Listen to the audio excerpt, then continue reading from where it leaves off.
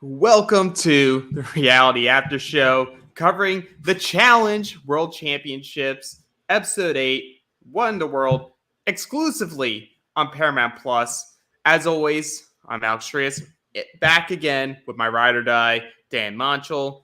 Dan, what did you think of this week's episode?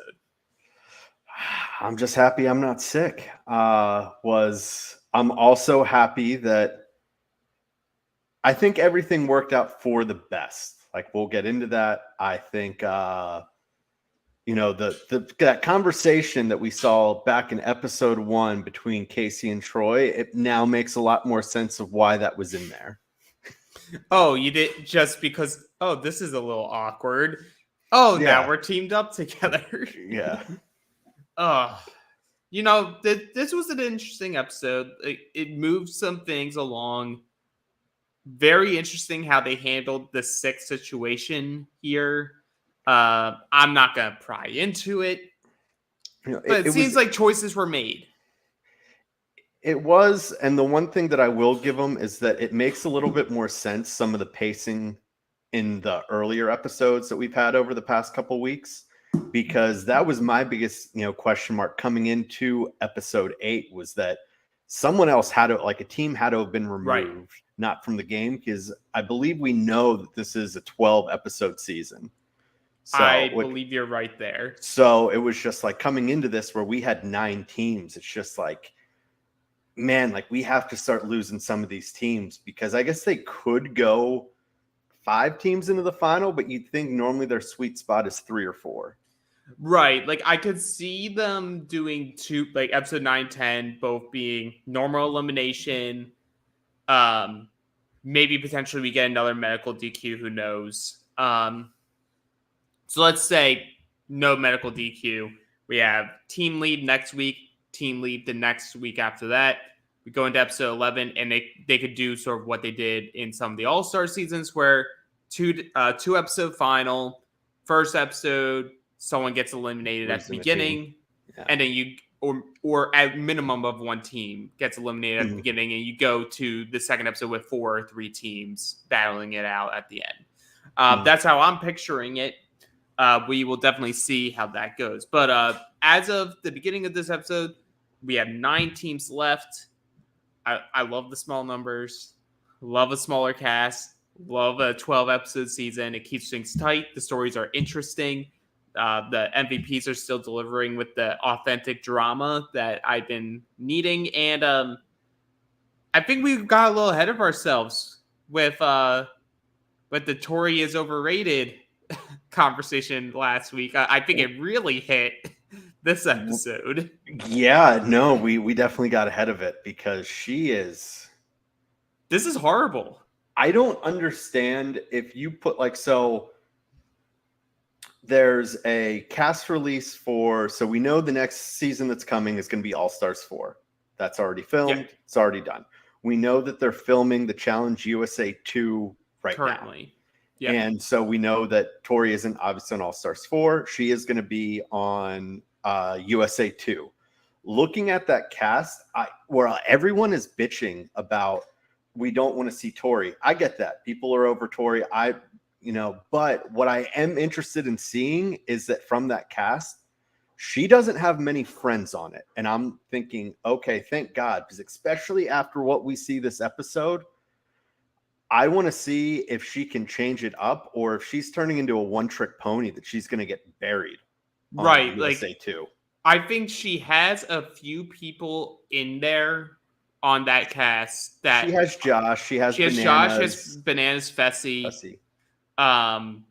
Is Casey on that cast or no? I don't believe Casey. I don't believe she is. But the only rumors I know is I've seen rumors of 2 of the women that have been eliminated. I haven't seen anything about men, but I have seen 2 of the women.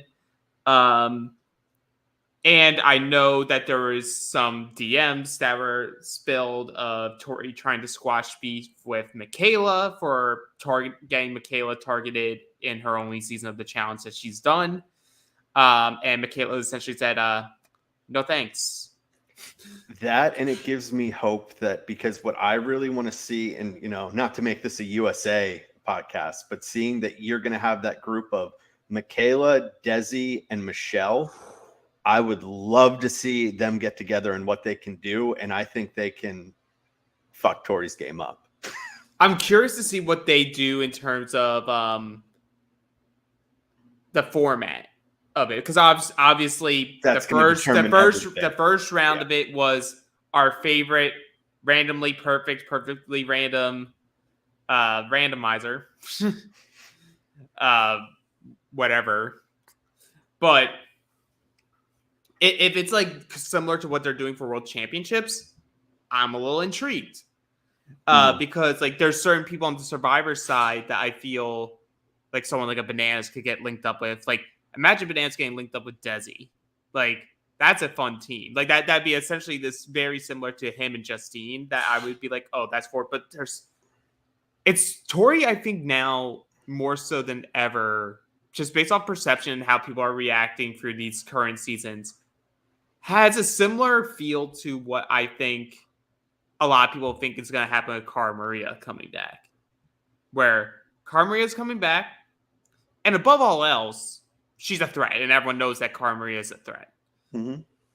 Cara Maria is going to get a lot of adversity, I feel, going into All-Stars 4. All-Stars 4, somehow I have managed to not see anything.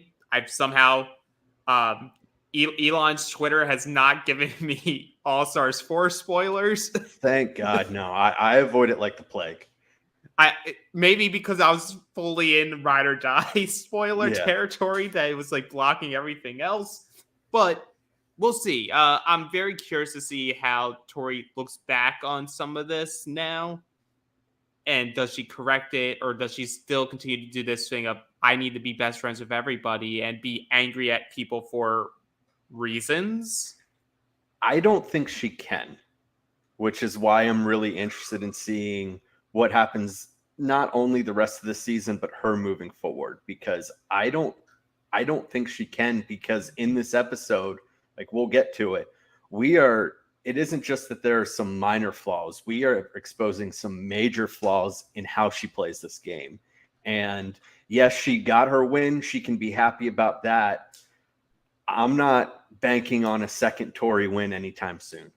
It would be very hard. Like it would definitely need to be a Tori best friend race type of season of like Ride or Dies. Mm-hmm. But based off the rumors and speculation that we talked about last week, it seems like a lot of those people may be starting to take breaks, which, you know what? Hate them or love them, some of these people need to have that break. So do it, please, for your own mental safety.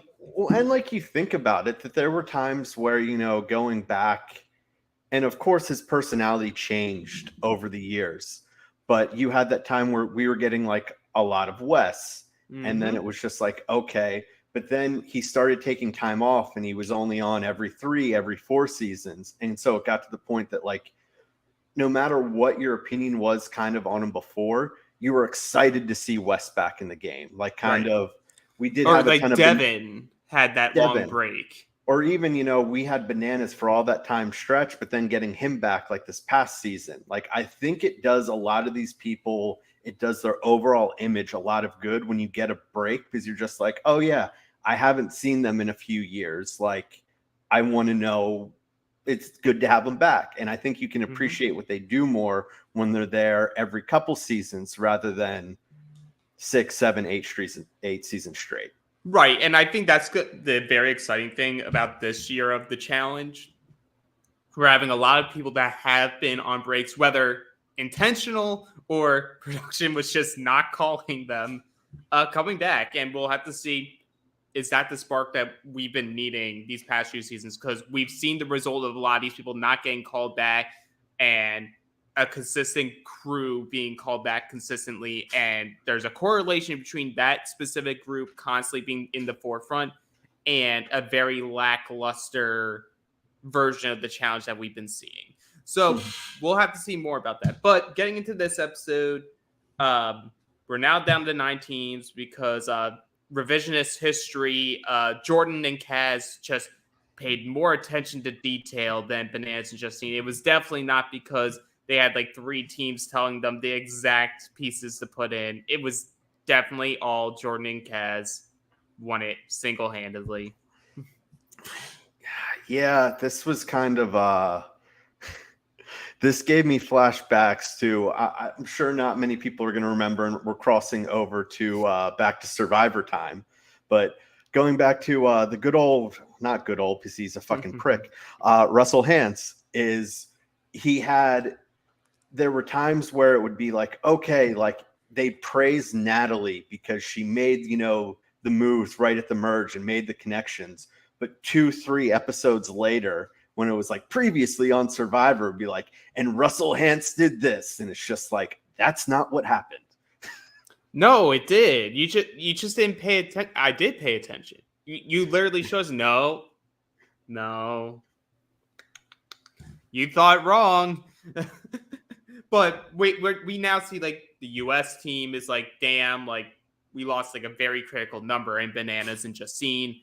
Now we're in a spot where like we need to win. Like Yes and Emily's like, we need to win. You have this like Band of Misfits alliance, like feeling good. But it was the right, going back to just touching on last week, it was the right shot taking out Bananas and Justine, because yes, Bananas may have had some of that tension with the Sarah or with the Danny a little bit, but that was kind of what was going to hold that 4 group together, simply just because Danny and Sarah may have been upset, but they were never going to go after Justine because of their relationship with her. Yep. And the rest of them, like Bananas had a good relationship with the other 4 vets that were paired with USA. So going to that other side, they took the correct hit because it's the one that was going to cripple them the most as numbers banding together. No, it makes the most sense. And like, honestly, I was always of the mindset it was like whoever left was a good shot taken, because like you take out for different reasons. Like you take out Bananas, that really opens up the game for like the outsider group that took the shot. You lose Jordan, that makes Danny's game more flexible. It allows Sarah's game to be more flexible because now there's one less like deal like that's unbreakable for Tori, even though like we have seen for everyone else in that alliance, it's not unbreakable. Well, yeah, because Danny, couldn't take the shot because of Tori's connection with Jordan, and Sarah couldn't take that shot because of Theo's connection with Kaz. Right. So, you're absolutely right. Either way, whoever went home, that was going to kind of break open the game a little bit, which is, come on, it's what everyone wanted to see. I know, yeah, and to that point, I think challenge fans that are listening to this podcast, I know most of you guys are on our side with this, but I'm just gonna make it again because I put out probably like my most successful tweet ever this week, and Let's go, Alex. And not only did I get Danny to respond, I got his wife Kiki to respond as well. But essentially, I said, the people that are arguing that Danny doesn't know what he's doing, he's bad for the challenge, you changed. I'm like, yeah, because the season's different. Danny's treating the season differently. And he has a partner that's actively tanking his game. Actively. And so I think a lot of you guys that are complaining about Danny trying to shake up the game, going after the vets that we all know and love, like a Jordan and a Wes and a Bananas. But he wasn't even going after Bananas because him and Justine were tight. All good. But he's playing the game for himself. He's playing the game how the challenge was always meant to be played. It's not about playing for the next season. It's playing for the season now and figuring out the repercussions the following season. People who play for the future create more stagnant gameplay. And I'll even fault the Jordans and Bananas of today about it. They play a game that's a little placated because they know for them, with the targets that they had from the past, they have to pull back. But y'all just need to let my boy Danny cook and enjoy the ride. No, I have disagreed with pretty much anyone that's gone after Danny in the game, with one exception. Okay, that's fair. Theo. And we're not getting a lot of Theo this season, but Theo from, a few episodes ago going after Danny, I thought that was fair. And this wasn't directly at him, but I just loved his, confessional this week or whatever, where he's like, Tori and Danny, like, you guys suck. Like, what are you doing for us? Right. Well, end of the day, you know what Danny wants to say, but he has a partner, and his partner's being extremely difficult. Like, unbearably difficult. But we're going to get there. Yeah. So, next stage of this is like, while the Misfits are at a high, everything's going to start crashing because this sick wave is going through the house. And it seems like some other people were experiencing the similar sickness symptoms, but in particular, the people that have been handling it the worst were Tristan, Ben, and Amber. Obviously, for us, we've been saying it all season long because we knew about it months ago that Amber left this game because she found out she was pregnant. I was hoping she was going to get pulled at like episode 2. Not because I don't want to see Amber there, but I was just like, oh, no, like, please, no. Imagine her doing this challenge and dropping. Yeah. While pregnant. Like, I believe that that confessional that she does with Troy, like revealing that she's pregnant, happens prior to them going. It either happened prior, or I know Wes had said, so like he ran into, like, he knew about the Grant injury before he went home, because he said that he went back to, the hotel, and that he did his confessional for a few days, and, whatever they needed to do to wrap it up. And then he was shipped back to, Kansas City. So it either happened prior, or it happened while Amber was doing her kind of exit stuff. And they're like, oh shit, like, we need to pull Troy in here for one last confessional to kind of tell the story. I could accept it happened either way. I could see that too. But I think at the very minimum, going into the daily, production and TJ were aware that Amber was going to walk. Oh yeah, I think it was. I think she was going to be making that decision regardless. I think the Ben of it all just made it even easier for her to like very much confirm, like, yes, I'm walking, because how it doesn't take Troy out of it. Right. Yeah. Exactly. And we know TJ's all about the I hate quitters and all that, but I think they had to have known the pregnancy was a legitimate thing, because whenever a pregnancy is involved, they always make sure TJ's like very calm about it, doesn't reprimand them, because when she says it here, he just goes, you know what? I see two people who very much want to be here and compete. If you're not feeling good, you're free to go. I hope you feel better soon, Amber. Like, but let's get back to like the sicknesses. So she's feeling nauseous, she's vomiting, but she wants to do her best and be there for Troy because Troy's been an amazing partner to her. I think this episode, more so than not, really confirmed to me that like Troy is definitely the Kohutta of like Australia when it comes to the challenge. I think he's a similar like type of person, willing to go down in elimination and prove himself. Doesn't play a scared game. He is who he is, and he owns who he is, and can pull out some wins. I think I'd agree with that. I'd almost just say that he's a little bit of a calmer version of Jordan. I don't think he's going to be as dominant, but I think he's a lot like Jordan, but without the brash personality. Like the tenacity of it all. Yeah. Which obviously doesn't make him as good of TV, and probably, not going to be a 3-time champ, but know. You never know. He possibly could, but I think he has a lot of that of being like, hey, I'm more soft-spoken, but like, if you're going to throw me down there, like, I will send you home. Yeah. And you hit it bang on the money. It's like, he's not going to be the one like stirring up the drama. He's going to be very calm, very composed. I found it funny where like we're going into elimination and he goes, like, I'm here to really show my personality. And I was like, I think he's talking about in elimination though. like in elimination in competition, like his personality there. Because I'm like, I'm not calling him wallpaper because Casey exists. on this season. This team is team wallpaper. Hey, he's a nice guy. He's a nice guy, and from all accounts, Casey is such a nice and outside great game, woman. yeah, absolutely. But speaking on that, let's talk about the Ben of it all. Ben's literally dying in his bed right now. Like, he's literally saying, like, I'm going to go to bed shirtless so that when I puke my brains out the first time, I don't have to ruin a shirt before putting on a shirt for the second time. You know it's bad when Sarah's the one comforting him. And that's what I wanted to talk about.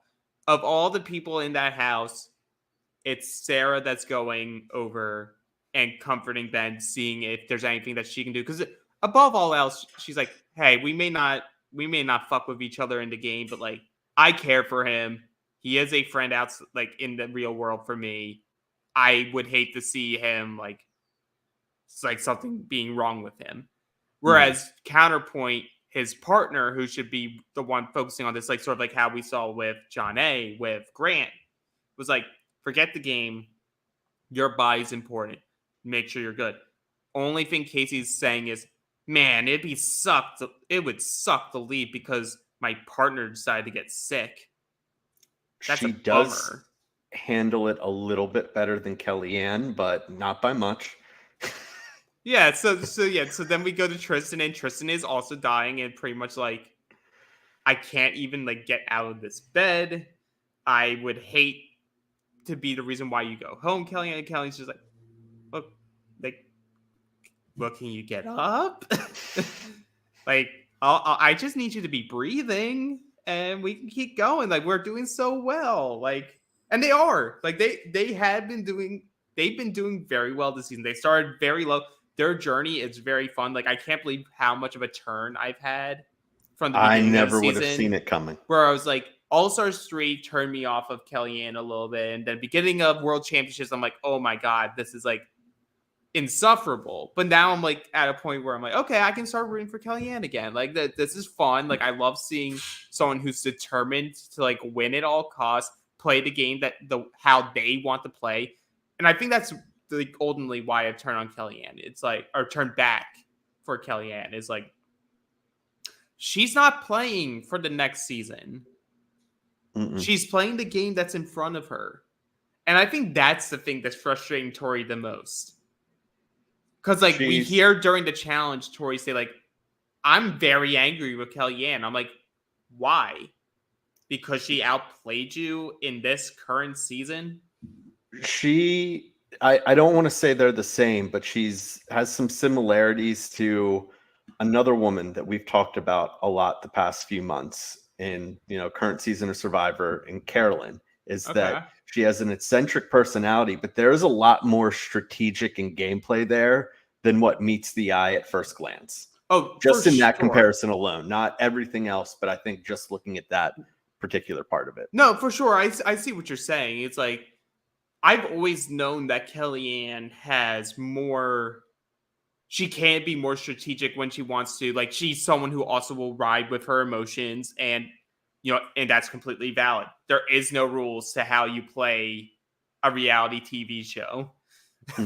And we have seen the people who don't use emotions to drive all their decisions, and a lot of them are boring. So thank you, Kellyanne, for just like being one of the reasons of like injecting life into this game. But we're in this big area where we don't know what's going to happen with Tristan. We don't know what's going to happen with Amber. We do know that Ben is taken by the medics and like taken out. So once that happens, I'm like, oh damn, like that's a wrap for Ben. Like we are going to get that Ben is medically DQ'd. Yeah. Yeah, once you're taken away from the house like that, from all over the years, it's rare that they come back. Most of the times they're not. So then from there, from the medics, Theo cracks me up. Because like we know all these people are fine now. So like I can laugh about it. Theo's just like, I don't really care. Like they could all quit. Like, I'm totally fine with that. Like, like, I liked Ben and Kissy, but they can also leave. That's fine. Like, Tristan and Kellyanne, they can go. Amber and Troy, they can go. Like, I'm fine with any of you leaving. You even have Danny. She's like, Ben, I hope you're okay. Like, I hope you feel better. But I am so happy that you are gone from this house. Bye, Ben. Bye, Casey. This is great for me. Well, Danny. Well, especially if you look at it, Casey and Ben would have been a hard team to get rid of. They're not a team that's going to win a lot of dailies, but you can see how they are. They're a team that is going to do well in most eliminations. Well, here's so getting them out, I think, would have taken a few shots because we already saw them win one. Yeah, for sure. And the thing with Casey that we have seen, Casey is a very good competitor in elimination. Only time that Casey has not won in elimination was because she had a literal like dead body that looked like her brother. Hey, you don't talk about Kenny that way. Where's the tattoo, Dan? Not getting it. Kane ain't winning. Okay. Well, yeah, Kenny attached to her. And Kenny just was not good at the challenge and the challenge competition. So that's the only time that she has lost eliminations were those two parts of like the battle back in last season of Ride or Dies. So I think she's like this, like not average, but she's this like barometer of just like you could put her with pretty much anyone, and because of how chill of a personality she has and the competitiveness of like her background as a football player and all that, more times than not, she's going to be very well rounded or like a good counterpoint for whatever partner is matched up with her.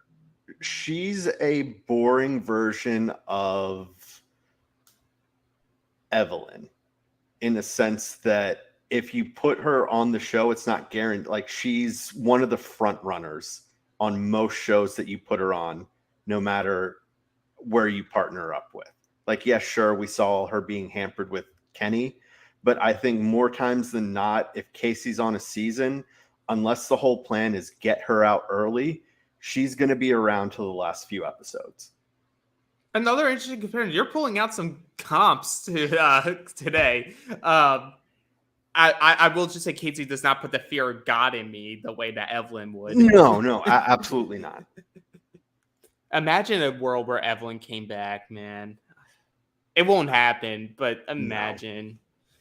No. But yeah, so we're at the daily. We find out that Ben is unable to perform, and as president, if Ben can't go, his partner has to go too. So Casey, you're gonna be going. She's starting to say her goodbyes, but like Amber's like legitimately like tearing up. She's like looks so anxious, and I think it's because like she knew that she was gonna be asking to leave. So then she stops everything before Casey leaves and just goes, "Hey, I've been feeling horrible. Like, I don't even know how I'm like able to stand up to be here. I did not want to quit on Troy, but Troy has a lot better chance of winning if I'm able to walk and take care of myself and my body, and he gets to stay with Casey." And TJ looks at him, says, "Well, I see two people who desperately want to be here. So take care, Amber." Yeah, and with that, before we get into the challenge, let's talk. Casey better not do a damn thing to Amber ever again once Amber comes back to the challenge. Tori will still trash her. I mean, we all know what Tori was like. Tori was like trying to get the whole house turned on her this season too. They didn't show it in the edit, but there's a reason why the Australian name kept being Troy and Amber in the beginning of the season. And that was because of Tori. Like, we hear that from Ben. It's like, I don't want Tori getting her way, so we're going to save Amber and Troy because we like them. Guess what, Tori? Amber's a nice person. Like, Amber doesn't need to do these things to try to get more, like, hype for herself or sympathy or whatever. Like, she knew that she needed to go and then allowed someone that has screwed her over season upon season upon season in Casey the ability to stay in the game. That is a bigger gift than being given money at the end of the season for being a loser. Like, Wonder she who has you're given talking about Casey. there. Oh, a lot of people, because that's a big part of why things happen this episode, how they do, Tori. It's like, let's just live in a world that Amber is just a genuinely kind person who wants to see the best in people. She won't fuck with the people that fuck with her. But even so, it's like she has this bond with Casey that despite Casey like screwing her over, she's like, I'm going to give you the second chance of life in this game right now. Mm-hmm. Like, no, it's I'm happy for Amber. So that's all I'll say. Happy for Amber. And I am going to continue to prod at you until you're an Amber fan like me. I do like Amber. She's not someone that I don't think she's someone that like I need to see on the season, but she's never someone that I've ever really rooted against. Okay, that's fair. But you know what? I have pushed you in the direction that I wanted to push you in. So I will take that with stride. That does get us to our challenge. And let me scroll through my notes. Oh, before that, Amber reveals that she's pregnant to Troy. And Troy is probably also one of just as genuinely nice human beings. I love seeing his reaction to her being pregnant. It shows how good of a guy he is. And also, that's the other thing, because like there was rumors that like Tori was like put off by Amber like walking, because like, and I was always wondering like, how can you like put off like the fact that she's like pregnant and going off? But now we know she only told Troy. Mm-hmm. Troy's the only one to cast, unless he told people that she was pregnant. Apparently, Troy knew before Chauncey. That does not surprise me. Hey, Chauncey's busy. Chauncey's trying to make his money on OnlyFans. Good for you, Chauncey. Hey, dude's shredded. He is. And he looks like he's getting shredded for purposely, not just for OnlyFans, but like to compete again on the challenge.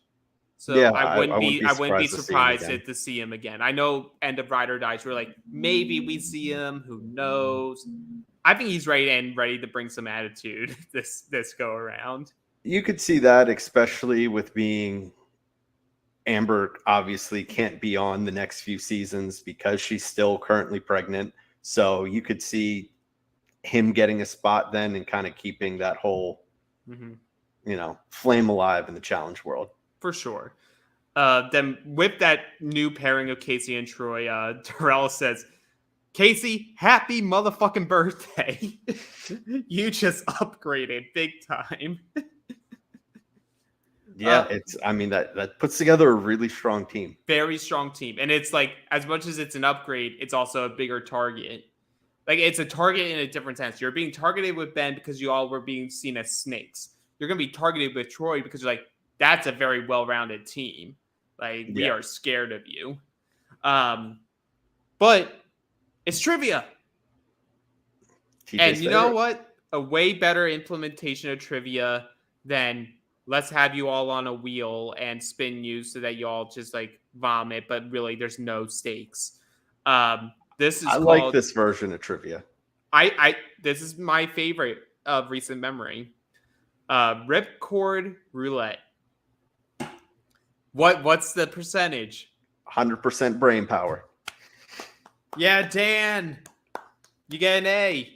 Good job. 30% math, 20% heart. No, it's 20% tenacity, 30% speed, 20% math.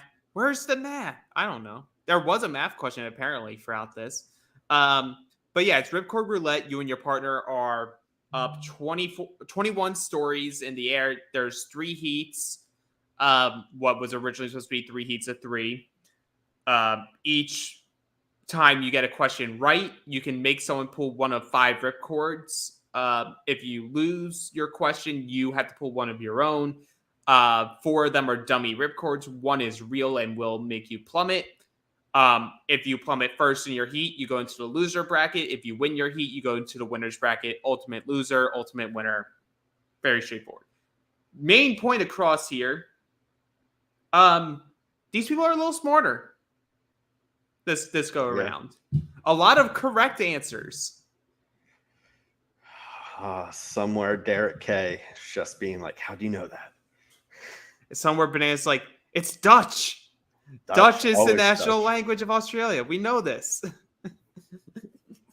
But I'm not going to break down the questions so much, but we can break down the strategy. So the first heat is all of Australia, which is interesting how that worked out, because we still like, I need to ask, is there something going on with the like the nationality side of things? Because like I know that they use the jerseys to like symbolize the MVP, be like, oh, you're Team Australia, but we have not been given any indication that like this is important heading into the final. I don't believe it is, because I mean, who knows? But like, I don't think there was any hidden message that it would be like, oh, you know, if you like have teams, yeah. I think it's just how they broke it up. I'm not expecting that to come into play, but I mean, I guess it is always possible. I hope it doesn't come into play. I hope it doesn't come into play because that's stupid. But we see that Casey and Troy are getting targeted because Yes and Emily, or Emily says that Yes and Darrell came together and said, hey, let's shake hands. We get rid of Casey and Troy. They're the new team. They're a dangerous team. Let's put them in the loser bracket. And ultimately, that's what happens after like Casey manages to pull all of the dummy cords, but one. But then now we're starting to get a little bit more of that storyline that I'm really craving, and that's the Kiki and Emily rivalry. It's about time. I love this. Just is like such a natural rivalry. It like, and maybe some of it is obviously TV influence. It gives you a storyline, but it just seems so like personal for Kiki because it seems so personal. And for I'm trying to think of his name. Like, that made it even better is Kiki eliminating can't think. Emily in Australia was who she did it with, because she did it with the MasterChef dude. Yeah. The earrings. And it was just like, you'd think that it wasn't just that, oh, Kiki beat her. It's, if you looked at it on paper, it would have been like, that's a pretty big upset, but that isn't giving Kiki enough credit for how good she is at these games. Right. And it's like, our knowledge is, despite Emily like being this like hulking figure, we haven't seen her show out in an elimination.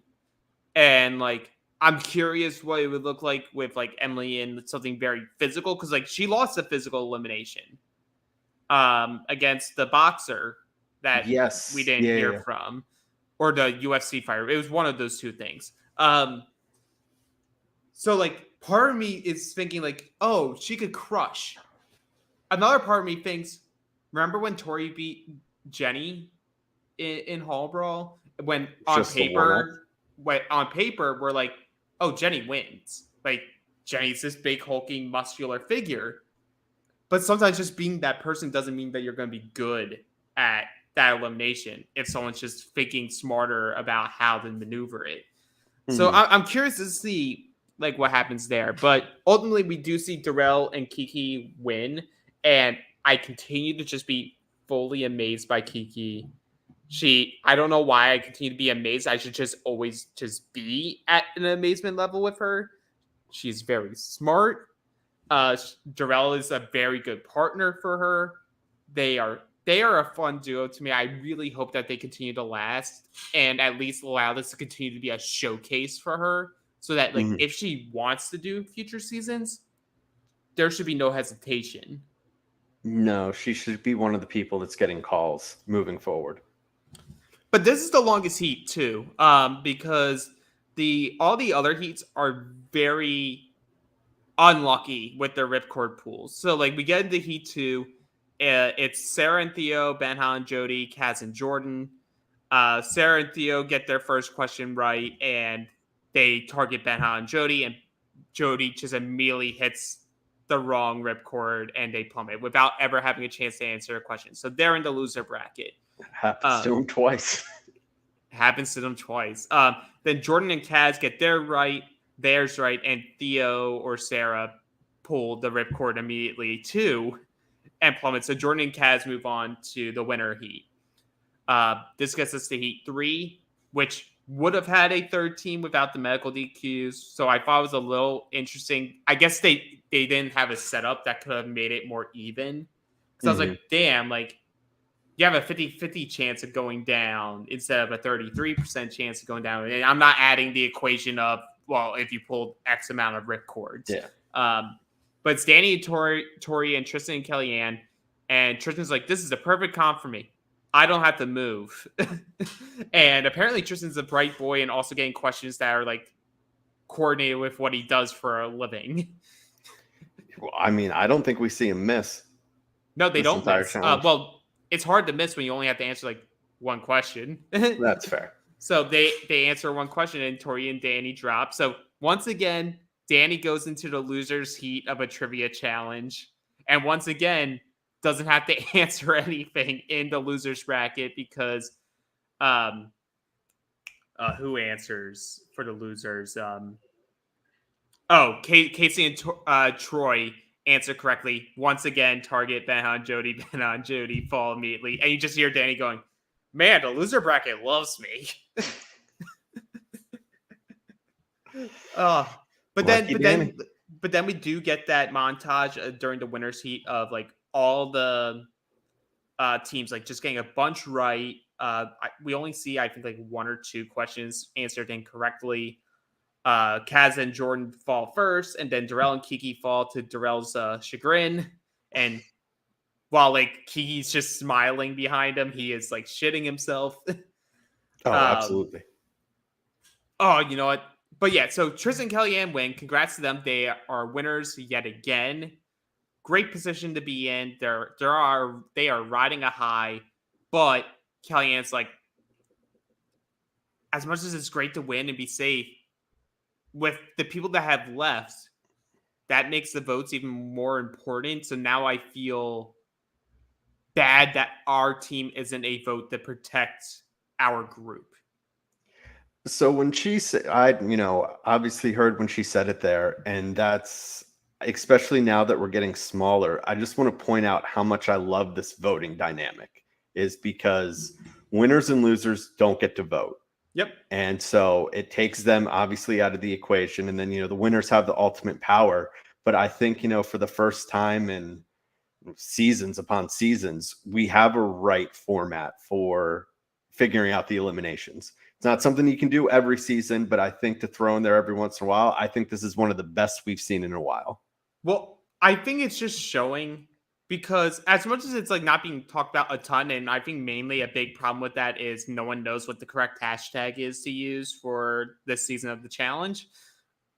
I think it's been overall very positively received. You're always going to have your negatives, but I think it skews a lot more towards positive. And I have to credit it to, I think production did a great job. I think they have created a format that makes sense. They brought in the right MVPs from the seasons. And, I think they brought in the right veterans that some will shake up the game and some will become a problem because they can't change their game. So you get all these different storylines merging into one that creates this like messy gameplay and contention and just heat that these main show seasons have been lacking. And like Ride or Dies was good until it wasn't. Until they switched to teams. And it was like Double Agents was a decent season until they switched to teams. Like they haven't changed the format and the format is working. And we have always been saying there needs to be stakes in the daily outside of just winning. Like there has to be, if they always go back to last place team automatically goes in, you'll never hear a complaint from me. There needs to be some sort of stakes in the daily because it has to matter. As a viewer, it needs to matter to us what we're watching. As a player, it needs to matter to us because now it's like, oh, well, if I don't win, so one of my allies can win and take the heat. But now there's a risk of you coming in last. So there's something else that you're fighting for. But no, I agree. I think winning should matter and losing should matter. That you should be given some sort of special power. And I like it here where the winners don't have complete power of what they want to do, but they're put in a power position. Where losers, you're going right in. Doesn't matter. Yeah. So this format, I'm all board. Is one of my favorites that we've seen in a while. Okay. So because of the sickness of it all, I think they automatically removed like any of like the strategy talk. And maybe it was because the strategy talk would have made things even more straightforward heading into it. And they're like, let's just have the drama of Deliberation. So that's where we go. Team Australia is essentially just imploding upon each other. Darrell and Kiki want to target Troy and Casey because they need to, like Darrell said, we raised our flag. Like, we are against US. And while Casey's now part of Australia, she is all USA. Like, all of her allies are on USA and Jordan on UK. Like, we need to get them out there, a strong team. But they also say yes and Emily. And they have fired, like, all the shots are being fired back at each other now. And we're just like, Kiki and Emily just, they can't fuck with each other. You know, all the shots are being fired everywhere except for Tori and Danny that just turned it around and fired it themselves. And you know, like, Danny was like, I'm going to get out in front of this and just be like, hey, I'm not agreeing with my partner. And for whatever reason, my partner is saying, hey, we're just going to vote each other and be done with it. And I'm like, well, that's dumb. Like, that's the second team voting. You, based off what we're being shown, you are the second team voting. And Tori, you are actively saying, hey, everybody, we can be a target because we're indecisive and I have made a deal with so many people that I have to vote myself. Like, come on. Like, you know what? Theo, stand up. Stand up when you say, like, Tori is a bad ally. Like, they are completely useless. And like, we hear it from Jordan. Like, Danny's like, hey. So, like, we keep going around. Darrell and Kiki are a majority vote. Like, they're going in because they are connected to Kellyanne and Tristan. So, enough teams put their name out there. But they have to go through a vote again to get to a second name because I believe Casey and Troy and Danny and Tori, I think, tied up as like the them, second or it was most Emily votes. and yes. There was some combination of at least 2 to 3 teams, but like Tori refused to say Casey's name. Casey did not hesitate to say Tori's name in the first go around. So that happens. This is where we need, because we got it from, it was all the way back episode 3-4. This is where we need Jordan's, whole comment of whatever. It's like, you signed up to play the game, now play the game. Well, because he even says it here when they're going around or whatever. He's just like, Casey is my friend. I don't want to vote for her, but I don't have a choice here. So I thought he was referencing Darrell there when he said, hey, yeah, it's a shitty situation. I just voted for my friend. It could have been Darrell, not Casey, but it was it could have been either or. It could have been either or. But like Jordan is siding with Danny here because like the votes are starting to come in and it's Tori and Danny again. And Danny's like, I'm not saying F your friends. I'm saying protect us. Like, why would we vote for us? We should be surviving. Like, and he starts throwing in her face, like, is it because of the money? Is it because of, like, whose money is this? Are you fighting for Casey? Are you fighting for you? And Tori's like, I know I'm fighting for me, but you're telling me I need to say a friend's name. That's where we get all the, like, we are all saying our friend's name.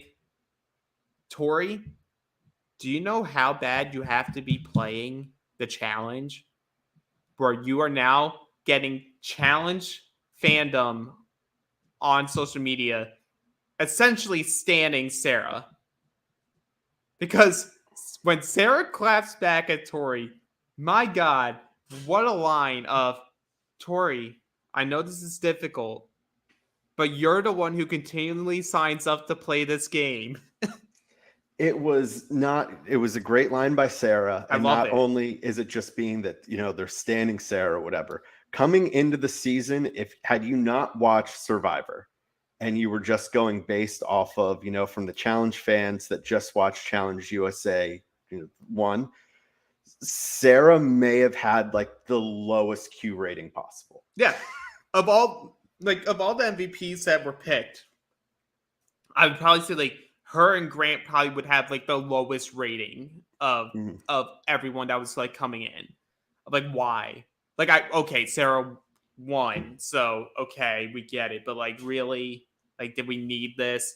And like, say what you will about Sarah, because a lot of the Survivor not liking Sarah has a lot to do with her political affiliation outside of the game. Which, if that's the case, there's a lot of people that that like the standums stand that if they knew a little more about their political leanings would second guess and hate the fact that they second guess.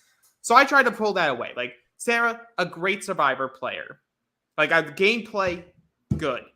But I was never like entertained by Sarah. I'm entertained by Sarah this season. Mm-hmm. I love seeing her clap back at Tori. I love her going into confessional and be like, man, like, Tori's so blind because her head is so far up Casey's ass that she can't even see straight. And I'm like, damn, that's why Nani's going to be targeting Tori in the future seasons. Like, that's my ass, Tori. You don't get to be up Casey's ass. It's just you have to get these fake veneers like I do before you do that. It's just, this is such a bad look for Sarah and Danny. So especially if it was how we saw that they were going second on that revote, I wish the remainder of the house just would have piled on them. They should have. Honestly, they should have. But they kept, like, everyone else kept with the plan of, like, we're going to force Kellyanne to lose a piece here. Like, we are going to punish you. We are ensuring that you are losing somebody because Benon and Jody are already there and they're your number ones. Yes, not yet. Darrell and Kiki are there. We know that you guys were lined up based off how you guys are interacting with each other. Especially in the winner's heat where they both targeted Jordan. Mm-hmm. So we're going to do this despite you, Danny and Tori, mainly Tori, because you can't really put the heat on Danny. Like, the only heat that you can put on Danny is like you didn't like force your partner to make the right decision. No, but I just look at it that, like, you're going through, because she has, and we've seen this from like the trailers or whatever, we finally have the line of, I wish you never picked me as a partner. Why are you having this conversation out in front of everyone else? Because she's not good at the game. No, she's not. We have a lot of us have been living a lie for a very long time when it comes to Tori. You know what? She's bringing drama, and I'll give you that. And at least the drama isn't, I'm in love with Jordan, but I also hate Jordan. Now the drama is more so related to, I keep making deals with all these people that I call my best friends or former lovers, and I can't ever vote for them because that is what I do. Well, especially because how it goes is, Tori, keep saving these people.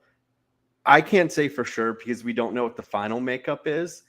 If Jordan and Kaz and Casey and Troy are in that final, they are going to beat that ass. Like, I don't think it would be like, oh, they would just like straight up beat that ass and it wouldn't be close, because like Danny showed that he can do very well in the final. Of course, but and Tori I think Tori can hold her own. But it's just not. It's like you have to be thinking. Friendgate makes sense in the early portion of the game.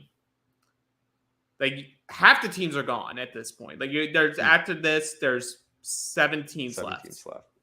Like, you have 8 teams here. Your vote matters. You can't be burning shit. Like, and not just burn shit. You're saying, hey, everyone, we're going to burn a vote on ourselves.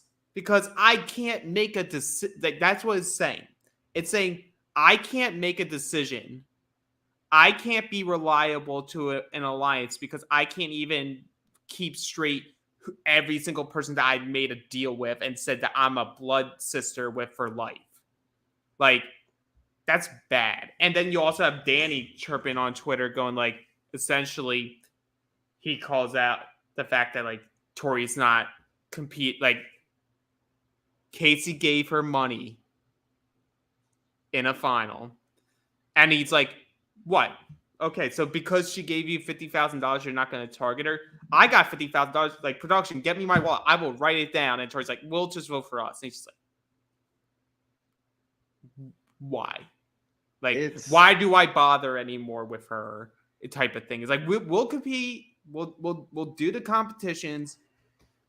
This is just an alliance that cannot work. I don't see them winning because ultimately it's so dumb. It's like in a future season, if Olivia and Horacio are like, we can't vote Tori. She gave us $38,000. No, they're not going to hesitate to do that. Do you think Bananas would hesitate? Like, no. Bananas wouldn't have split the money like Tori and Devin did. I could potentially see Bananas doing it in this day and age, but even so, in this specific situation where your ass is potentially on the line, and if you are voted in, you're the team that's going in the sand. Bananas is selling out anybody. Bananas will sell out his mother. Look what Bananas did in Bloodline. In Bloodline, where he was on that team with Abram and Kara, and he didn't have the numbers or whatever. He had turned on Nani. He turned on everyone there simply just to preserve himself. Yeah, as you should, because that's the challenge. The challenge is a selfish game. You can't, just because it has worked for you one time, you cannot consistently be successful in the challenge by just thinking I can make these friendship bonds with people and then tell them all at over 3/4 of the house, I will never say your name. If you want to, Tori, if you want to pay Casey back, you just won $400,000. Pay it back to her there. Just give her the money back. Bygones be bygones. I'm sure she's made a ton of money this year, and I'm sure just for showing up for this, she's getting at least $50K. So you can easily make that happen. Laughable. So like, we get all that. Casey and Troy are nominated because, like, I think Casey and Troy were in a position where they could have tied the vote, and Troy does the gentleman thing of like, I just solved the high stress there. We will just burn a vote on Jordan or whatever. I didn't even write down, and they end up being the vote. So we hear it from Jordan. It's people wanting to eat their cake and eat it too while he's like cuddling Tori. I'm like, you're talking about Tori. You are literally talking about her and only her.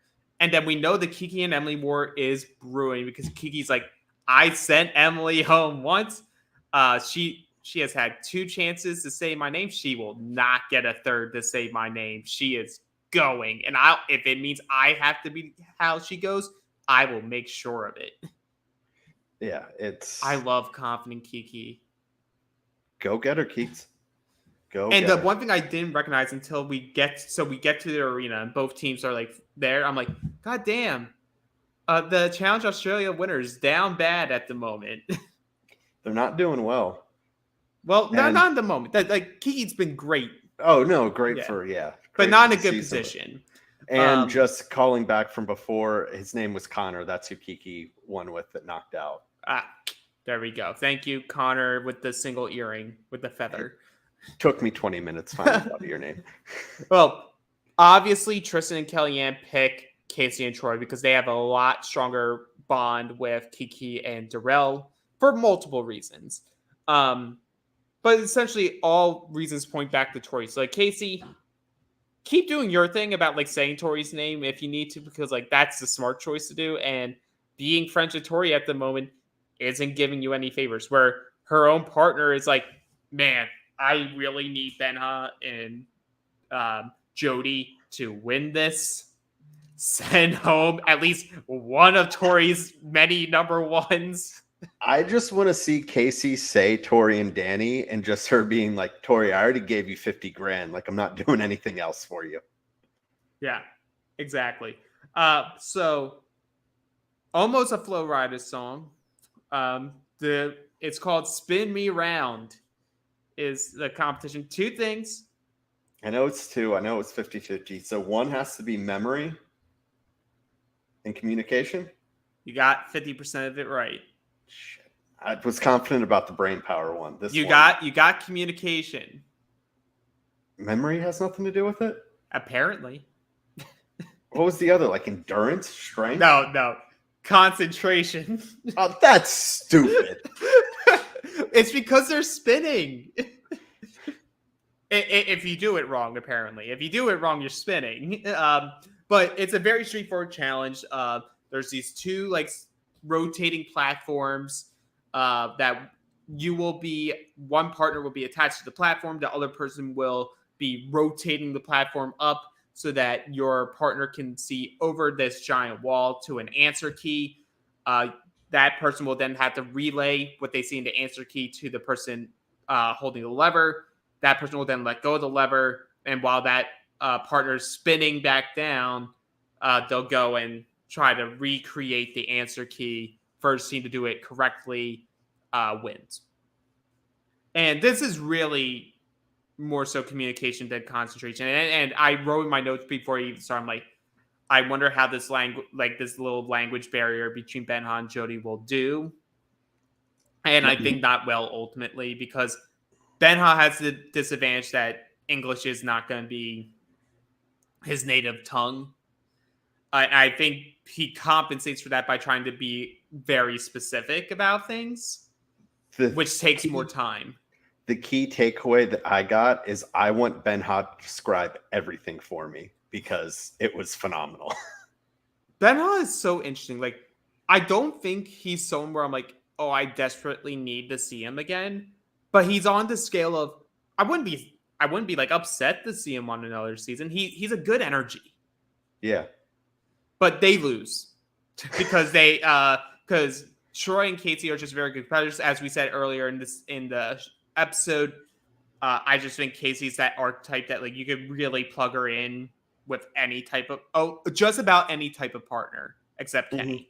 And it's pointed out that like they're doing it better because when Troy's letting Casey down, he's putting her down slowly, while Jody was just letting Benha whip around. Yeah, but honestly, it was her like that rip around that was cracking me up, and Benha just being like a Looney Tune, like I enjoy this. This is great. I don't really feel like the spinning thing impacted them like completely though. I just think ultimately they were slower because it was taking more time for Ben to like explain things to Jody. We see that they had this nice strategy of like creating the grid of like the 1, 2, 3, 4, 5 for your like rows and A, B, C, D, whatever for like your columns or vice versa. Like you're creating a code and that's great. And like then you're like, oh, I see these things are similar. It's this one and this one. And in theory, that should have helped them. But ultimately, Casey and Troy get the job done. Troy, once again, being like a hell of a human being, goes to Jody, who's like upset. And she's like, Jody, just so you know, like your kids are going to see this and be so proud of you for like doing this. Like you got over halfway through the competition. I'm like, God damn, Troy, stop being such a good person. Curse someone out. Like throw dirt at someone. Spill someone's drink. Do something. Go back to talking about your obstacle courses. Yeah, go talk about your obstacle courses that only you have done and that you deconstructed before any of your friends could get there to do it as well. World record, baby. But that does wrap up episode 8. So we lead this with 7 teams, and all we know is we see this war happening between Kiki and Emily. We know Tori and Danny are on thin ice with this cast because of mainly Tori's indecisiveness and Danny allowing Tori to be indecisive because of all the connections. So I think we're starting to get set up more with like, here are the people that you should be looking at. I think we still have to keep an eye on Tristan because if the sickness doesn't go away, it's possible that he could get removed and that forces Kellyanne to leave as well. But I'm enjoying the ride. This has been a very fun season to follow along, and I thank everyone who has listened to this so far this season. We wouldn't be able to talk into this void without people to listen to our takes, and we appreciate those who listen. So to show your appreciation to us, if you're watching on YouTube, please press that like button, press that bell for notifications, press subscribe. If you're listening to wherever you listen to your podcast, give us a 5-star review. You don't even need to give us any words about it. Just give us a 5-star review, or say what type of tattoo Dan should get when Kane wins the season of Survivor that's currently airing, that we'll always discuss on Wednesday right after the episode. And Dan, I know Johnny's going to be doing some watch parties. Do you have that information on you? So I know this first one, I don't know. This coming week, he's going to be somewhere in New Jersey. If you're interested in that, you're in the New Jersey area, just go look at Johnny's social media, and he'll tell you. I'm pretty sure this is a free event. You just need to make a reservation. You need a reservation. You need to make a reservation for it. And then he has his last 4 events for the last 4 episodes throughout May. On May 3rd, he's going to be in Durham, North Carolina with the Queen and Jesse Lopez, as well as other surprise guestaways. It's Durham, North Carolina at Clouds Brewing, where they are also releasing their new beer that's going to feature Johnny, Sandra, and Jesse on the can. The following week, May 10th, they're going to be in Chicago, Illinois. It's a Bounce nightclub. They'll be doing that event there. On May 17th, they're going to be in Charlottesville, Virginia, where Johnny is having another beer release, the Johnny Sour Play 2.0. And then for the finale, they will be in Charlotte, North Carolina at Lenny Boy Brewing. All of these events will be with Johnny, the Queen, and plenty of other surprise castaways and other special guests. You can get tickets for that at survivortix.com. That's survivortix.com. As always, we will be back next week right after the episode. It'll be myself, Alex, and Matt going right after Survivor 44, Episode 9. And then, of course, Alex and I will be back again next Friday to discuss Episode 9 of the Challenge World Championships. And I think that's going to do it for us this week. One last plug. If you like what we're doing here, and you want to do more than just the rating and reviews, make sure to become a patron. That's realitypatron.com. That gets you access to the secret Facebook group, all the additional coverage that Johnny and Matt provide there, their Q&A, and they'll be starting up their coverage of Australian Survivor Brain versus Brawn, I believe, within the next week or two. So that's realitypatron.com. That'll do it for us. Alex and I have been working hard. We will see you all next week. Appreciate it. See ya. And for more bonus content, go to realitypatron.com. That's right, become a patron now. Get additional coverage of all your favorite shows, the weekly Q&A, and you become a member of the secret, exclusive Facebook group. That's realitypatron.com.